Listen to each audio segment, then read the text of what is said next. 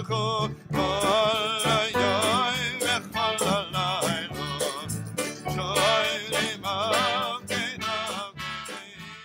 morning, everyone. Thank you for joining me. Thank you so much for being here with us for this, the 9th episode of Treasures from the Rabbi's Library. And we are very excited to welcome you all. I have a few announcements which I've actually written out. It's important just to housekeeping matters, which will be helpful for me and helpful for you. The first is I want to ask if you've subscribed to my YouTube channel. And if you haven't, if you're on YouTube right now, just there is a subscribe button. Just click on the button and you'll subscribe. That will let you know whenever there's a new video. You'll be notified by email that I have uploaded a new video. We are constantly uploading new material. I'm not sure if you're always aware that that material has been uploaded. So if you subscribe to the video channel, the YouTube channel, you'll get that information. The second thing I want to tell you is that I am in the middle of writing two major pieces now. One of them is about a chazan, a very famous chazan. How many people here know the tune? Shir Amalois Beshuva. If you know that tune, then the composer was not Yossele Rosenblatt, even though that's the recording we're all familiar with. The composer was a chazan called Pini Minkowski. Now, of course, I have an affinity to Pini because I've got the same name. But I'm writing a major piece about him. He actually wrote his memoirs, and they were published by Chaim Nachman Bialik. He was the main chazan in the great synagogue of Odessa for many years. And you know that generally speaking, we have a perspective on Jewish history based either on historians or on rabbis, leaders of some description. It's very unusual to get the perspective of a chazan. And it's an extremely unusual memoir, and I'm very excited about it. We are putting it together. We're taking it from the original. It was published in 5 separate parts in a series of books called Reshumot by Chaim Nachman Bialik. And we are having those transcribed. I'm going to annotate them both in Hebrew and I'm having it translated into English, and we're going to annotate it in English. It's going to be published probably also in several parts. But if you know anything about Pini Minkowski, if you are familiar with any information about this famous chazan, by the way, we have no recordings of him. We don't know what he sounded like. There's descriptions, but we've never heard him sing. He was one of the most famous chazans of the late 19th and early 20th centuries. An extraordinary voice, very well trained, very original, and obviously a great observer of human nature. And if you know anything more about him, please email me, pinidunner@gmail.com, pinidunner@gmail.com. That's number one. The second one is even more interesting. I'm working on a major piece about Barry Gurary. Barry Gurary was a nephew of the late Lubavitcher Rebbe. He was the son of Shmaria Gurary, and if you've heard his name, you've only heard it for one reason, and that is because in the 1980s, him and the Rebbe of Lubavitch went to court. The Rebbe of Lubavitch never actually went to court, but his representatives did, particularly Nat Lewin, famous lawyer. And what had happened was Barry Gurary claimed that the books in the Chabad library actually were a Yerusha from his grandfather, the Rayatz, of Yosef Yitzchok Schneerson, the Lubavitcher Rebbe, who had managed to emerge out of the Holocaust and moved to New York, died in 1950. He had only one grandson, one grandchild, and that was Barry Gurary. And Barry Gurary felt that the books belonged, at least partly, the library belonged to him, and he started taking the books and selling them, and it became a massive controversy, and there was a massive trial. I am transcribing, annotating, hyperlinking, etc., the testimony of Barry Gurary that he gave to the Shoah Foundation. Now, I don't know if you know, But just a few days ago, on the 17th of May, there was an auction, an online Judaic auction. And one of the items that was up for sale was an autobiography that was written by Barry Gurari in 1986, presenting his side of the story. Unfortunately, it was removed from the sale. So I can't tell you what's inside that autobiography. I'd be fascinated to see it. If you have access to it, please let me see it. I'd be very interested to know more about it.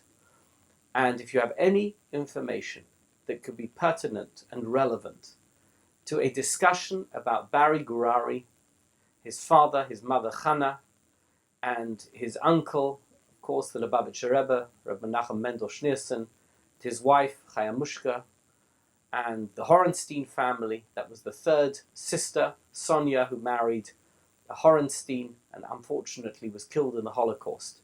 If you have any information, further information, one other thing, there was a brother of the Lubavitcher Rebbe, Ohr Yisrael Leib, who was known as Mark Gurari, no relation of the Gurari family. It happened to be a pseudonym that he used because he was trying to escape from the Soviet Union. He was a mathematician, an atheist.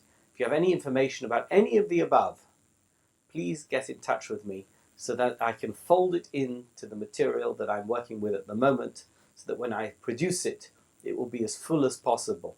As you know, I try and put as much effort as I can into everything that I produce and to all the material that I present to you. So if you're able to help me with that, I need, like Sherlock Holmes also needed those guys from Baker Street, right? The irregulars. So I need some irregulars who can help me with my research and make sure that I can provide the material that you so thoroughly enjoy. So that's the second thing I wanted to tell you. The third thing I wanted to say was, first of all, I'd like to thank all those people who have so kindly and generously sponsored episodes of Treasures from the Rabbi's Library. Today we don't actually have a sponsor, but I'm sure that there's people watching who perhaps would like to be associated with the work that I am doing, and to be part of it, please sponsor one of our episodes. Very easy to do. All you need to do is email Carly or Madeline at office, OFFICE, at yinbh.org, and they'll take it from there, and they will tell you what you need to do. Also, if you wish to become one of the sponsors of my upcoming publications, any of them, you can email me direct, pinidunner@gmail.com, pinidunner@gmail.com, and I'd love to include you. If any of you who've read my publications know that I'm happy to have dedications in the opening pages so that you can be a part of the project that is the Pini Dunner History Extravaganza. We are presenting elements of Jewish history that have never been explored in this kind of detail ever before, and you can be a part of that. So please get in touch, and I'd love to hear from you. Let's dive into some of the material that we have. I'm very excited. Today we have, as the first piece that I'm going to talk about, a piece, it's about the Chofetz Chaim. You ever heard of the Chofetz Chaim? I wrote an article. I'm going to include a link to the article on the YouTube and on my website. But I want to tell you that that article was about a piece of film, a very short piece of footage that emerged some years ago of a 1923 convention of Agudas Yisrael that took place in Vienna, and the Chofetz Chaim attended. He was a man who was very old at that stage. Don't forget, he was born in 1838. He was 85 years old. To be 85 in 1923 was not an easy thing to achieve. He actually lived till the age of 95, an incredible old age for those days. And the Chofetz Chaim, unfortunately, passed away in 1933. What sefer is he most famous for? The Chofetz Chaim. He wrote the book about Shmiras HaLoshen, about not speaking Loshen Hora. But if you're a rabbi, I'm not sure how often I look at Shmiras HaLoshen, maybe I should look at it more often. The sefer I tend to look at much more often than the sefer Chofetz Chaim is the Mishna Berura. What is the Mishna Berura? It was an extraordinary work, a halachic work, which was a commentary on the Shulchan Aruch. So whereas most halachic svarim that had emerged during the 19th century and even the early part of the 20th century were stand-alone halachic books. For example, Chaye Odom, an incredible book. It was a book of halacha to give direction to people how to conduct their daily lives as frum Jews. Chaye Odom, Rabbi Danzig wrote the book.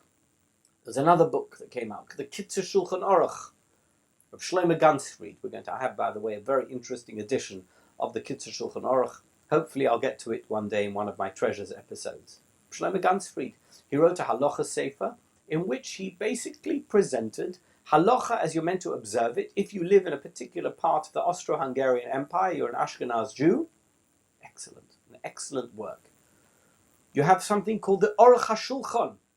Ohr Yisrael was written by Rabbi Michal Halevi Epstein, who's the Rav of Novardok, and he's best known probably through his son, Rabbi Halevi Epstein, who wrote the Torah Temima. That's a sefer that's looked at by everybody. But people who love halacha are fascinated and enthralled by the Ohr Yisrael because it's such a comprehensive look at halacha.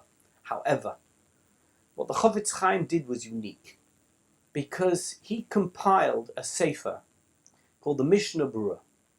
The Mishna Berura was published alongside the original text of the Shulchan Aruch with all the Hagos of the Ramah and various other bits and pieces that were included, so that you could feel like you were learning the Shulchan Aruch, you could feel like you're a professional posek, and at the same time he presented a final comprehensive look at halacha by quoting all the various halachic sources and offering his guidance, etc., as to how one should conduct oneself as a frum Jew.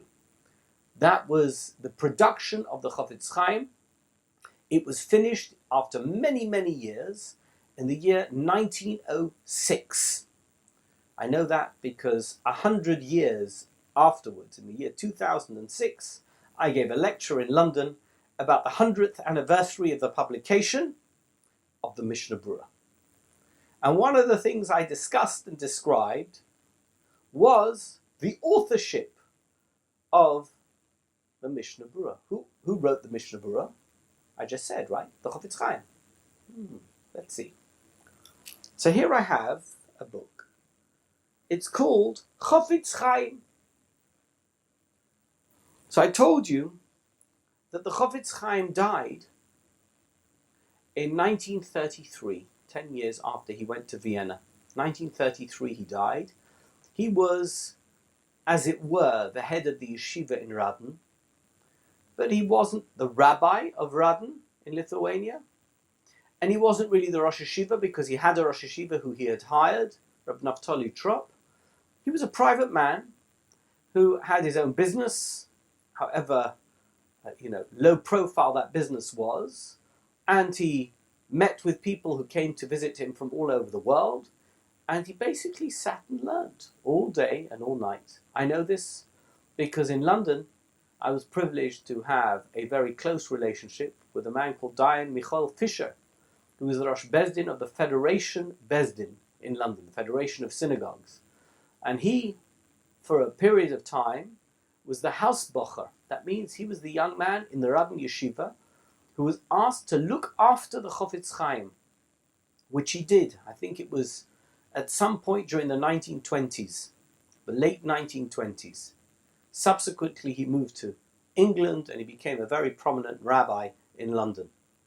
And he told me that people were constantly visiting the Chofetz Chaim. He died in 1933, the Chofetz Chaim. Dayan Fisher died in the early 2000s, I think 2002. But the Chofetz Chaim died, and he had a son. What was his son's name? Rav Aryeh Leib Poupko. Have you ever heard of him? Have you ever heard of Rav Aryeh Leib Poupko? So you know that the name Kagan Poupko was an interchangeable name. I'm not quite sure what the last name of the Chofetz Chaim was. Sometimes it was Kagan, sometimes it was Poupko. I think on official documents it was Poupko.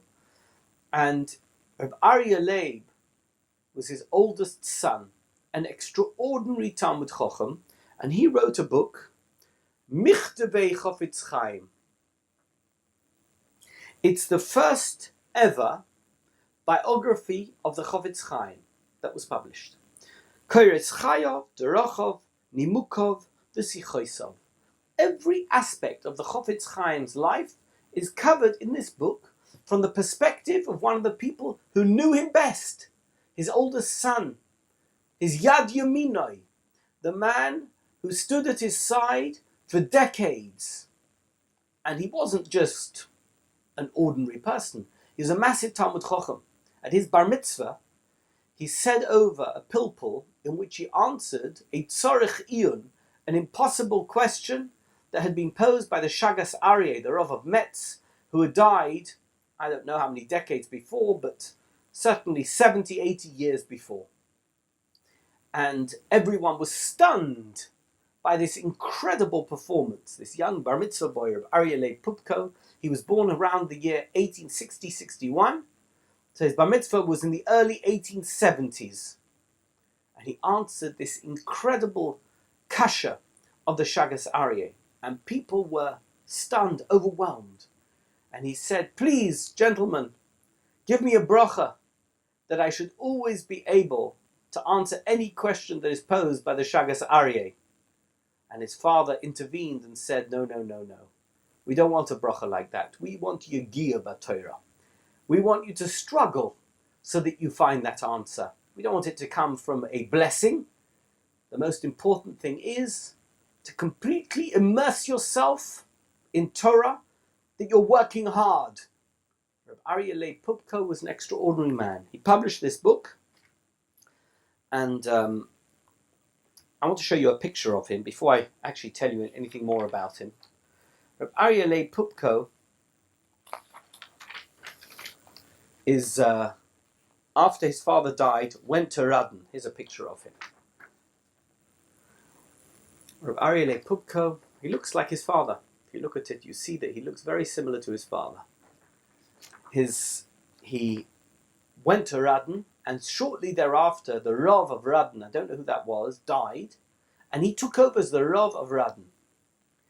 And he decided he's going to publish the story of his father's life.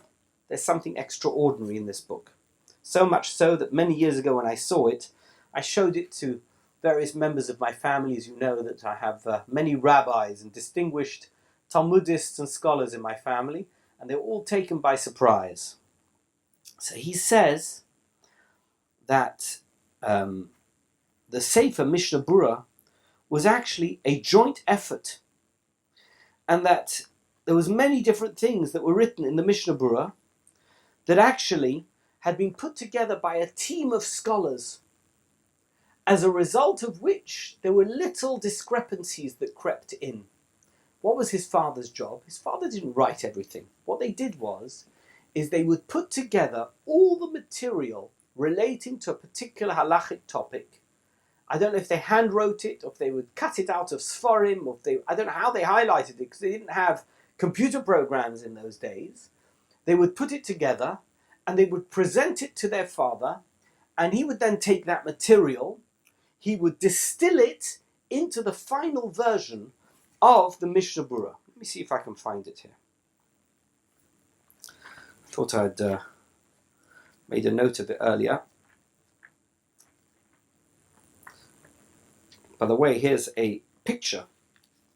It's a very famous picture of the Chofetz Chaim. That man with his back towards you is none other than his son, Rav Aryeh Leib. Rav Aryeh Leib is speaking to his father. And that picture is a very well-known picture of the Chofetz Chaim in front of his house. You can see all those people there, including his second Rebbetzin, who later on moved to America. She had a son, Rav Aaron HaKohen Kagan, who sadly died single in his 50s. He's buried in Queens. And here's the picture of this is the Chofetz Chaim here. This is Rav Aryeh Leib, that's the Rebbetzin. You can see everybody's around, and he's sitting outside his house, and he's talking to everybody. So, Rav Aryeh Leib Poupko, why have you never heard of him? I bet you're thinking to yourself, I've heard of Rav Zaks. I've heard of descendants of the Chofetz Chaim. Why have I never heard of Rav Aryeh Leib Poupko, who was the son of the Chofetz Chaim, the oldest son of the Chofetz Chaim, is the Rav of Radin. I'm going to share a little secret with you. The reason you've never heard of him is because he was the head of Mizrachi in Lithuania, and he participated in Zionist events. He was a big supporter of Zionism, of religious Zionism in Lithuania. Well, those who are our chosen historians in the Haredi world are hardly going to promote a man who was the son of one of the founders of Agudas Yisrael, which is this a-Zionistic and possibly anti-Zionist organization.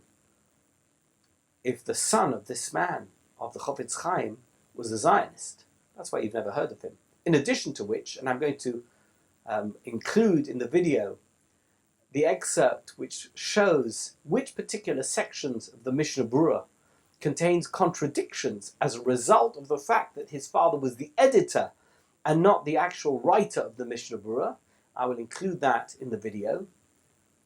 It kind of shows up the Chofetz Chaim in a little bit of a different light. Anyway, what happened to Rav Aryeh Leib Poupko and his children? Well, Rav Aryeh Leib Poupko became sick in the beginning of 1938, and he died at the end of 1938. He was much younger than his father had been when he died. He was in his 70s, and he went to Warsaw, where he was unfortunately sick for many, many months, and he's buried in Radin. They brought him back. He's buried next to his father. He had a number of children. 2 daughters remained in the Soviet Union. And those 2 daughters eventually were allowed to leave the Soviet Union in the 1970s, granddaughters of the Chofetz Chaim, and they went on Aliyah to Eretz Yisrael. There was a big article about that particular moment, and they gave interviews about their father and about their grandfather at that time. I'll try and include that image as well for the video. And finally, he had a granddaughter who got married in 1932. That's a great-granddaughter of the Chofetz Chaim. Got married in 1932. There's a letter here in the Michtovim, in the letters of the Chofetz Chaim published by his son Rav Aryeh Leib, that the Chofetz Chaim wrote to his great-granddaughter, in which he said, "I'm so sorry not to be able to attend your wedding in Eretz Yisrael, but unfortunately my health doesn't allow me to travel such a great distance. However, I send you mazel tov wishes, and I hope that everything goes well, and we're so excited for you that you're getting married." That was in 1932. Within a few months, I think it was within 4 months, the Chofetz Chaim had died. Within a year, this granddaughter of Rav Aryeh Leib Poupko had a child. Guess what she called him? She called him Yisrael Meir. She called him after her great-grandfather. He went on to become one of the most famous architects in Eretz Yisrael. He's still alive. He is a great-great-grandson of the Chofetz Chaim. His name is Yisrael Meir Gudowitz. And he's built some of the great buildings of modern Israel. And he was born in 1934.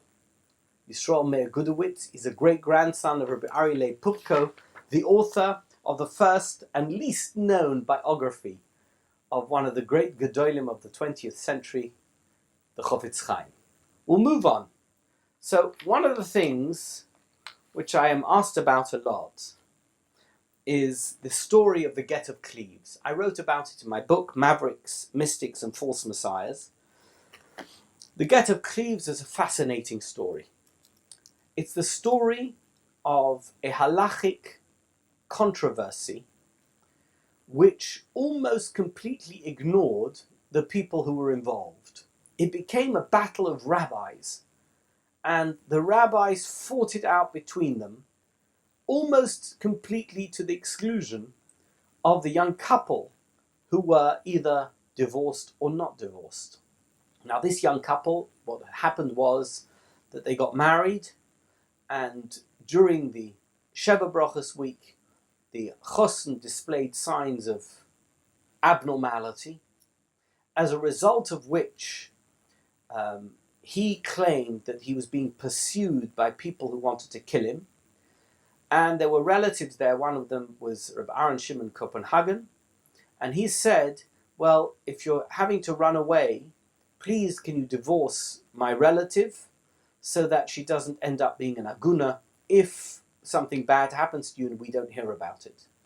And they were on a journey, they were traveling because this young man insisted that he needed to run away very fast, and they stopped off in a community called Cleves. Cleves had a rabbi, Rabbi Yisrael Lipshitz. Now, his grandson became very well known because he authored a parish on Mishnayos, Tiferet Yisrael. But Rabbi Yisrael Lipshitz of Cleves was a great rabbi in his time, parochial, a rabbi of a small community, but very well known and respected. And he organized and facilitated a get from this young man to his wife, even though it was only a couple of weeks after they got married. This young man went off to London, where he stayed for some time, and during this period, the young woman who had been divorced, who had been with the family of her husband, went back, I guess, to her parents, and they got very angry. They lived in Mannheim. And they complained to the rabbi of Mannheim, who went to the Frankfurt Beis Din and said, how can this get be real? It was not a real get because the fellow who wrote it, the chosn, the husband, was not sound of mind. It became one of the greatest controversies ever to hit Europe during that period, particularly because his halacha is such an important halacha. How do you judge if somebody is sound of mind or isn't sound of mind, to the extent that he is able to ask somebody on his behalf to write and give a get? Okay. If you want to read all those details, you can read them in my book. There's a chapter in my book which is called The Controversy of the Get of Cleves. However, one of the things in the book that I mentioned, I had an email from somebody, that there was a book that was published. The book that was published is called Ohr Yisrael. Ohr Yisrael was a book by Rabbi Yisrael Lipshitz of Cleves. Rabbi Yisrael Lipshitz of Cleves wrote, as it were, to all the rabbis of his time to gain support for the get that he had arranged and facilitated by his Beis Din in Cleves at that time. The year was 1769, and he published the book. What happened was that when he published the book, he included a number of colourful descriptions. I'm being generous. Colourful descriptions of the Frankfurt Beis Din, to the extent that he must have had some friends who received the original copies, and they said to him, you can't say that about the great rabbis of Frankfurt. That's not appropriate. As a result of which, he withdrew from circulation the initial edition, and he reissued the book, but with a missing page. Now, to find a copy of that second edition is quite easy. I've got one here. The second edition of Ohr Yisrael. Now, I'll show it to you how you know that it is the second version, because here you have page Lamed Aleph. Can you see that? Page Lamed Aleph of this book, Ohr Yisrael. Lamed Aleph, what's the next number after Lamed Aleph? 31. Lamed Beis, right? So you would think that the next page is Lamed Beis. No, it's Lamed Gimel. There's a page missing. There's no page Lamed Beis in the second version of Ohr Yisrael. And if you look at the numbering, the different section marginal numberings, you have here Lamed Gimel. Lamed Gimel would be followed by Lamed Daled. But there are a number of sections missing because the next section here is Lamed Zayin. So it goes from 33 to 37. There's a number of sections missing. Okay, so if you buy a copy of this book, it's fascinating, by the way, and there are quite a number of references in here which are also not too complimentary about the Frankfurt Beis Din, but clearly it's intriguing. What was it in the initial edition of Ohr Yisrael that was so offensive that Rabbi Yisrael Lipschitz of Cleves decided to exclude it in the second version? Well, luckily enough, at some point over many years, I managed to obtain a copy of that very, very hard to find first version. And here it is. You're seeing it here first. And this is what the fellow who emailed me wanted to see. He said, I've never seen one, and it's very, very hard to find it. There's no, now there will be, but there until now has been no images online of the missing page. So here we have Lamed Aleph. Can you see it? Lamed Aleph, page Lamed Aleph. And then you can see the Lamed Gimel here.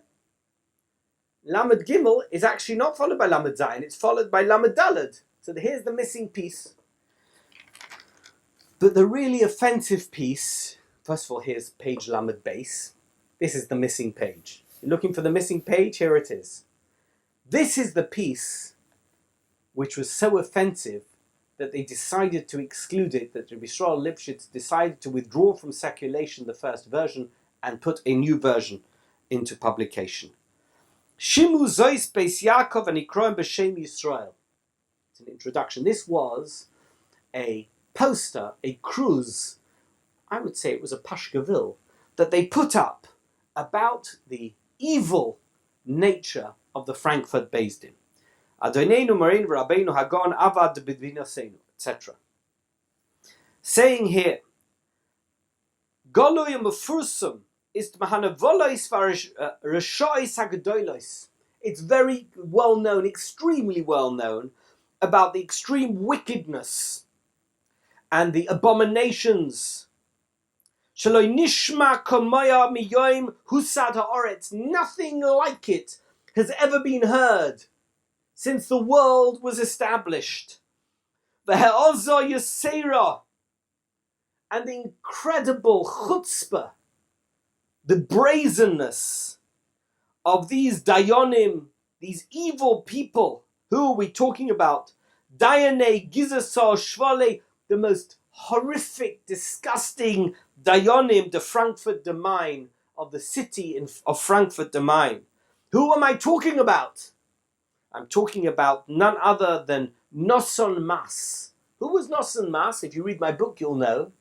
Nosson Mas, even though there was Reb Abishal, who was the Rosh Beis Din in Frankfurt and the Rav, the main mover and shaker was a man called Reb Nosson Mas, a genius, an incredible Talmud Chochem, a Talmud Muvik of the Pnei Yehoshua, and somebody who felt that the Beis Din in Frankfurt was so distinguished and so unique and so superior to any of the alternatives that anybody who tried to undermine their halachic rulings had to be identified and vilified. Reb Nosson Mas did not suffer fools gladly, or indeed in any way at all. And this flyer that is reproduced here is against Reb Nosson Mas v'chaveirov, she'oshnas, etc. He gives the year, Bikruzim, Hanaluzov ha'geula, shoitziu dibora ola bishkorim v'ramois b'dvar haget. So this was a letter that was written to Rabbi Yisrael Lipschitz. It doesn't say by who, doesn't give the names of the people who wrote it, but one must assume that it was the followers and the acolytes of Rabbi Yisrael Lipschitz who wished to defend the honor and the credibility of their rabbi against the relentless attacks by the Frankfurt Beis Din. This Rabbi Lipschitz initially included, I guess in a fit of temper. He felt that he was entitled to present his point of view even in the most extreme fashion. But later on, I guess when he calmed down or when he got advice from friends, he realized, it's sometimes you write a blog and then you delete it. This is the 18th century version of a deleted blog. He removed a page. This entire page is removed from subsequent editions but this is a version that I have, etc. And I'm lucky enough to be able to present it to you, and I will put this image onto the video so that it is there for all to see for posterity. Now, you're probably wondering to yourself, what is it that the Frankfurt Beis Din said that was so offensive? I mean, how offensive can you be? What is it that they said that had the acolytes and the friends of Rav Yisrael Lipschitz so angry? Well, luckily enough, I have an original Pashkeville pamphlet published by the Frankfurt Beis Din. Here it is. This was published in 1770. Can you see it? And this was given out by the Frankfurt Beis Din. And it centers on the controversy of the Get of Cleves, which, as you know, as I've already explained, was one of the great causes of that time. And it attacks anybody who even suggests that the Frankfurt Beis Din had it wrong. The Av Beis Din, Rabbi Abishal, who everyone agrees was a great man, who sadly died in the midst of this controversy, and the Frankfurt community blamed Rabbi Yisrael Lipschitz and Rabbi Aaron Shimon Copenhagen for having caused the death of their rabbi. And this vituperative pamphlet, it's a vicious pamphlet. It makes this page lamed base of the Ohr Yisrael pale into insignificance. It's against the communities of Cleves, and particularly targets Rabbi Aaron Shimon Copenhagen, this relative of the Chosen who facilitated the get by going to Cleves. He's called a kidnapper, a card player, a gambler, a mesis umediach, which is an inciter, an agitator, etc. And it was published by the father of the girl who was divorced, Eliezer Nyberg of Mannheim. And part of it is actually quoted in the Ohr Yisrael, but not all of it. It's so disgraceful that even the Ohr Yisrael, that was, by the way, the book that was published by Aaron Shimon Copenhagen, he didn't even want to publish it. It was so terrible. And it talks about a broadside or a letter that was signed by a number of Polish rabbis. There was many different letters and correspondence that was published by all kinds of people. And the rabbis of Frankfurt received this correspondence and they said, what a chutzpah! Who gives you the right to tell us how we should paskin halacha? We are the Frankfurt Beis Din. Do you know who we are? You're not going to tell us how we have to paskin halacha. We're much greater than you. And it calls Reb Shlomo of Chelm. Can you imagine that? One of the greatest rabbis of the time. They said, why would we listen to that? Nobody, that nothing. He goes to concerts and he goes to the theatre and he's a chess player. Can you imagine? A very offensive pamphlet. And eventually they took anything that was published by their opponents in Frankfurt. They brought it out into the courtyard of the shul, and they called the whole community there. It was a 3-line whip. Everybody had to attend, and they burnt them in public. That's the story of this book, the Ohr Yisrael, the Ohr Yisrael of Rabbi Aaron Shimon Copenhagen, which I have as well, and this incredible original Pashkeville. I know that you see Pashkeville posted in Meir She'orim, but here you have a Pashkeville that was published in Mannheim for the Frankfurt Beis Din in the year 1770. I want to turn now to actually quite a sad story. It's an interesting story, and I think it's important to tell the story, but it's a sad story. It's the story of a man called Rabbi Eliyahu Klatzkin. Rabbi Eliyahu Klatzkin was known as the Shklover Illui. The Shklover Illui, not because he came from Shklov. He studied in the Shklover Yeshiva. Usually the reason you were called an Illui was because you were called the Illui of the place that you came from in the yeshiva that you went to. Rabbi Eliyahu Klatskin was such an Illui, he was such a genius that he was called the Shklover Illui because he was in the Shklov yeshiva and he was the best of all of the people in that yeshiva. I mentioned last week that Reb Shimon Zelichova was like the Rogatchover. The Shklover Illui, Rabbi Eliyahu Klatskin, was also like, he was like another Rogatchover. Here we have a picture of Rabbi Eliyahu Klatskin. This is during his last years in Yerushalayim. He was a Litvak who was very close to the greatest rabbis of his day. The Malbim said about him, he knows the whole Shas, Bavli, Yerushalmi. He's one of the greatest minds of the rabbinic world. He was still a teenager at the time.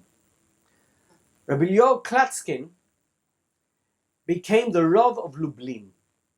He was such an incredible rabbi, and at that time there was a lot of tension between rabbis in the community from the Hasidic part of the community and from the Litvak part of the community. Who were the Hasidic Rebbes of Lublin? None other than the descendants of Rabbi Akiva Eger.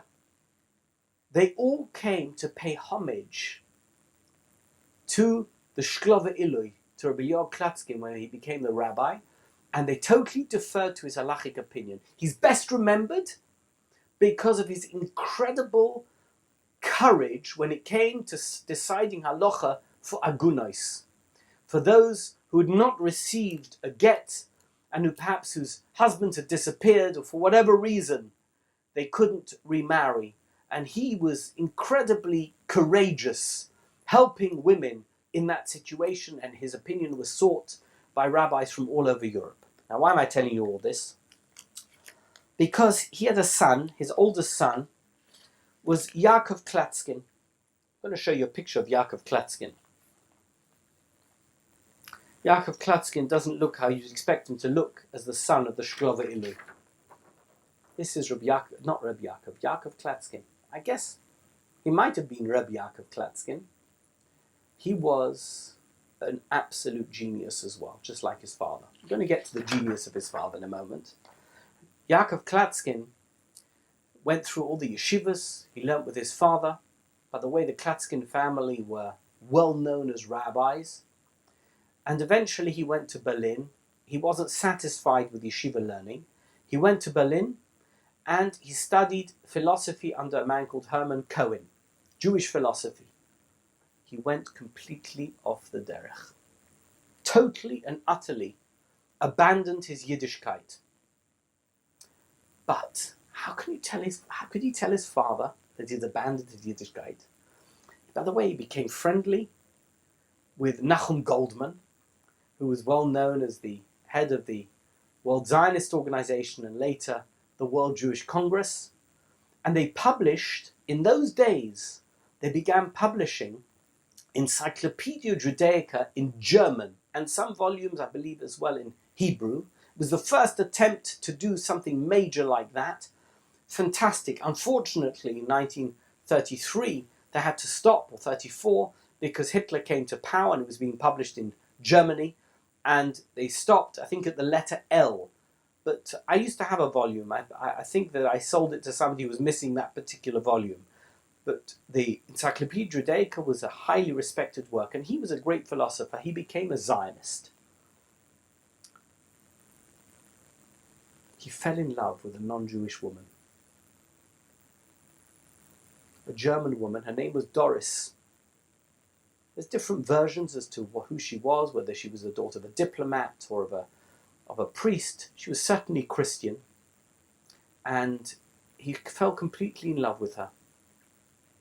At that time, the head of the yeshiva in Berlin was Rabbi Yaakov Weinberg. He was a Litvak. He'd learned in Slobodki yeshiva. And he knew Yaakov Klatskin. And they told him, Yaakov Klatskin's going to marry a non-Jewish woman, a Gentile. He went to see him and he said, how can you do that? How is it possible that you, the son of the Lubliner Rav, married a non-Jewish woman? Is that an appropriate thing to do? And he made a very strong impression on Yaakov Klatskin, who must have been sailing between two worlds, as so many people were in those days. Suddenly, he has a knock on the door, Rabbi Yaakov Weinberg. And it's none other than this Doris. And she says to him, you know, you made a very strong impression on my beloved. Maybe we're not going to get married, but I have to tell you, if we don't get married, we're never going to fall in love with anybody else. We'll have to commit suicide together. And that's going to be on your head. Rabbi Yaakov Weinberg said, listen, I said my piece. You have free choice. You do whatever you do. I'm not going to tell you what to do. However, I'm only conveying what I feel as my duty is. Rabbi Yaakov Weinberg, as somebody who knows your beloved's father, knows where he comes from, I need to convey that information to him. And then he has to make up his mind as to how he wants to continue. I have here a letter which is written by Rabbi Eliyahu Klatzkin to his son Yaakov in 1930. Here's the letter. It's never been seen before. There's two parts to the letter. I'm going to read you both of them. It's a piece that folds over. So there's one side of the letter that was written by a secretary, by a mazkir, and then on the other side of the paper he's written it in his own very shaky hand. This is the letter. Now I have to tell you that Rabbi Eliyahu Klatskin was a genius. He knew everything. Apparently he even knew train timetables by heart. So that when his son came to visit him once in Lublin, his son, can you imagine this? His son would go to Warsaw and stay there for 2 or 3 weeks and grow a beard. And then he would go and visit his father because he didn't feel it was appropriate for him to visit his father clean shaven. His father would get upset. Can you imagine? So he would stay with friends and work in Warsaw for 2 or 3 weeks, and then he would go and visit his father. Anyway, he came to visit his father, and his father said to him, "How did you get here?" So he said, "By train." I guess it was a Sunday. His father said to him, "In that case, you must have been Mechalel Shabbos." He said, "What are you talking about?" He said, "Well, the only train you could have taken from Warsaw and come to Lublin was one that began its journey on Shabbos. Because of the stops and because of the changes in the train, he immediately knew that his son wasn't presenting himself." It's an apocryphal story. There's another story, that his father wanted him to get married. That's what this letter is about. And his father, he was scared that his father would find out that he was married to a non-Jewish woman. So he prepared a fake ksuba that he would always take with him on journeys to visit his father, that if his father ever said to him, "I heard you got married, you never told me you got married," he would take out a copy of the ksuba to show his father that he could pretend to his father that he got married, Gedas Moshe Yisrael. Most versions of the marriage story say that she did convert, although I must assume that it wasn't an Orthodox conversion, and that when he did get married, he married at least nominally somebody who he could tell people was Jewish. He had a son who moved to America, and there's a story by Isaac Ramba. Isaac Ramba was another interesting man. Isaac Ramba was a journalist, a revisionist Zionist, a journalist who used to do stories from all over the world, and he once met this young man in New York. As it turned out, was a son of Yaakov Klatskin, and he couldn't believe it because this son of Yaakov Klatskin couldn't even read, write, understand Hebrew. How is it possible that this great Jewish scholar, Yaakov Klatskin, a great philosopher, somebody who corresponded with all the great theologians and rabbis of his day, that his son couldn't even speak or read Hebrew? He couldn't get it out of his mind. I don't know what happened to that branch of the Klatskin family. If anybody knows, they're welcome to get in touch. I'd love to hear if there are any descendants of Yaakov Klatskin living in America where they live and be in touch with them. Anyway, let's talk about the letter, because that's what I found. This is treasures from the rabbi's library, right? So he writes, the initial part of the letter is to thank Yaakov, his son, for receiving copies, a copy of various publications that his son had published. Michtovcha, he gives the date, Niskabel, V'hineni shaluach, Isho ala askoma, Sha'ani maskim, something bishmi. Then he says Shirei Yehuda Halevi Kibalti, Gam Krach Gimel, Shel something HaPhilosophy, Im HaKrach HaShishi Shel HaEncyclopedia Kibalti. He says, I received all your publications. And he's very happy that he has received various letters from his son. But Negea,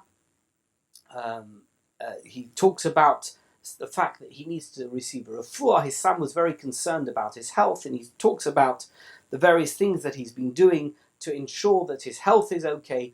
His wife had died in 1925 actually. I don't even think that was Yaakov's mother. I think it was his second wife. And he moved to Eretz Yisrael. In fact, Rabbi Eliyahu Klatskin married for a third time in 1927.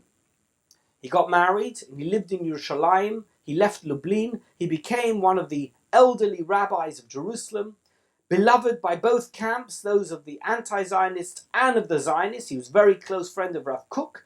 In fact, I have here a picture of Rabbi Eliyahu Klatskin with Rav Kook. How about that? I'll show it to you. This is the picture. It's at some event.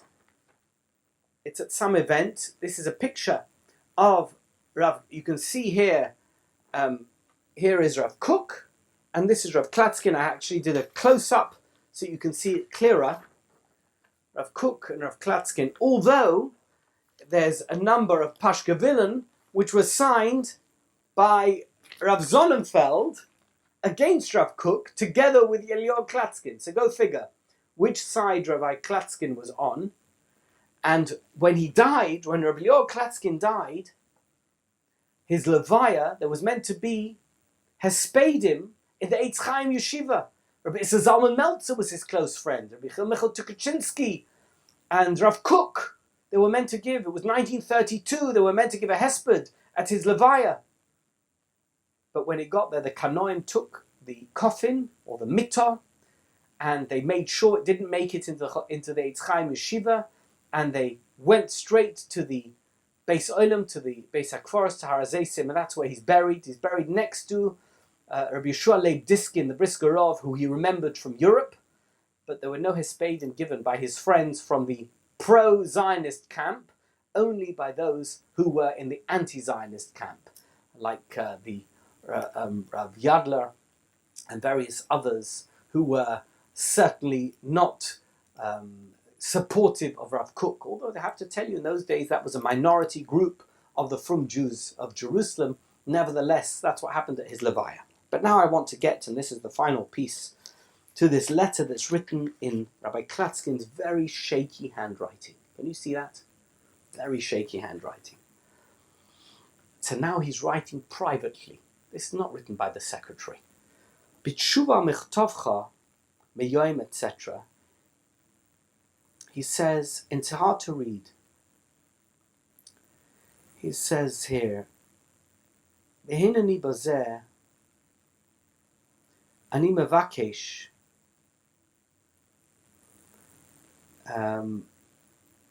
la zoiv, I think it says, dvar hana, I don't know exactly what it says. He wants him to get married to, here it is. It's time, noisei isha, achakach loimei Torah. Surely it's time for you to leave your crazy ways and for you to marry the right woman so that you can study Torah. He has absolutely no idea that his son has been married for almost 10 years to Doris, the non-Jew. And he's saying, come on, isn't it time? I guess he was 50 years old already. Isn't it time that you get married to somebody who's appropriate? It's quite hard to read. It said, Isha kedas Moshe v'Yisrael, Avicha hadoire shloimcha, be'ahava mitzaper lerachmei shamayim, Eliyahu Klatskin. He signs it with his first name. Both letters are signed with his first name.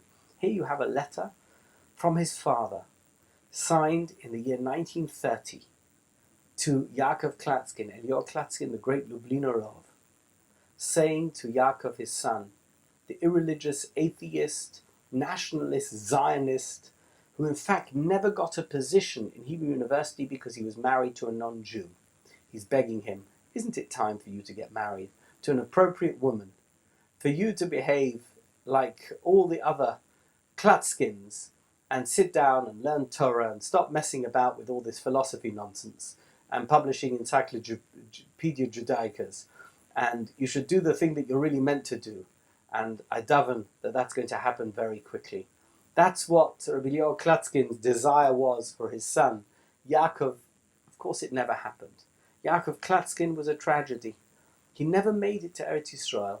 He may have visited, but he was, during the Second World War, he was in America, and then he went back to Switzerland, where he lived in Vevey, which is near Montreux or Geneva. And that's, of course, the place where Rabbi Yaakov Weinberg was in yeshiva. He taught in the yeshiva in Montreux. He died in 1948, the year of the creation of the State of Israel, at the age of 66. There was only one person to say eulogy at his funeral, and there were very few people at his funeral. It was Rabbi Yaakov Weinberg. And he spoke very nicely at the funeral, and he's buried there in Vevey, a forgotten man, one of the great scholars of Judaism and of Jewish scholarship in the early part of the 20th century, a great Zionist thinker who completely diverged from the normal path and disappeared without trace, whose father was one of the greatest rabbis of his era, none other than the Shklover Illui, the Lubliner Rav, Rabbi Eliyahu Klatskin. With that, I will leave it today. Thank you so much for listening. Thank you.